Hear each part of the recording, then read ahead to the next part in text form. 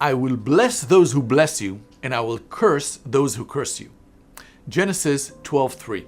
What I want to talk about today is how not to bless Israel. Now, my intention, as a disclaimer, is not to cause anyone a discomfort or unpleasant feeling, but I firmly believe it's important for you to know.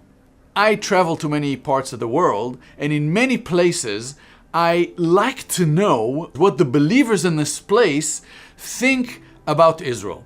And if I were to believe what I see in TV channels around the world, Christian TV channels, then in every street corner in Israel, there's a hungry elderly person, and it is your responsibility to click the button or call that number and make a donation.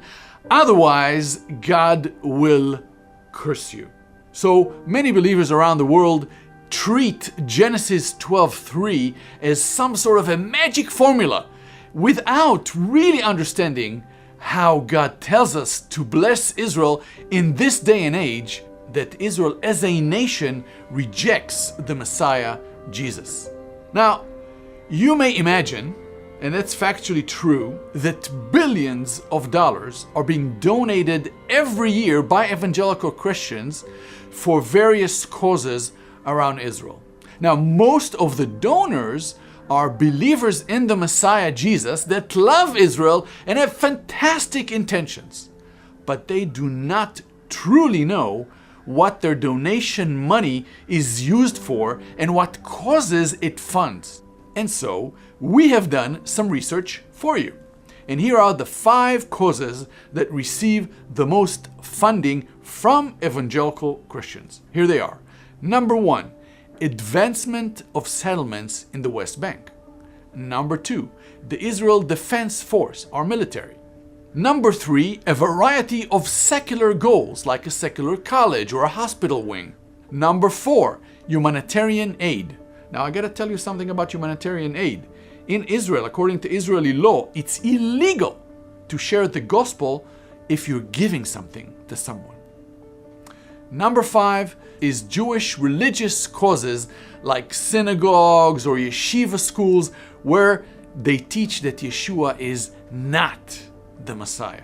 As Israelis, we pay 45% income tax and in addition 17% VAT just to fund the causes that evangelical Christians donate towards. Have you noticed what is missing in this list to which the disciples of the Messiah donate every year? You got it. The gospel is missing. And so estimates are that the gospel work actually receives only 1 or 2% of the funding coming to the state of Israel. This is sad, embarrassing, and disappointing. Because as a Jewish Israeli, let me tell you, what the state of Israel, what the Jewish people need is not material wealth. What Israel and Jewish people need is spiritual wealth, which can only be found in the Messiah, Jesus. If you are sending our poor to hell with a full stomach, what good have you done?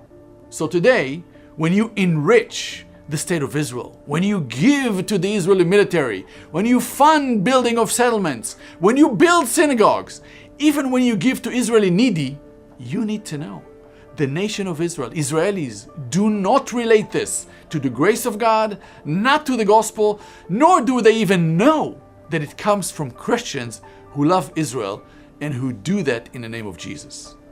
As far as our people are concerned, we are thriving because of our wisdom, our greatness, and our strength.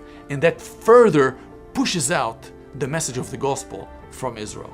What we really need as Jewish Israelis is the good news of the Messiah, Yeshua.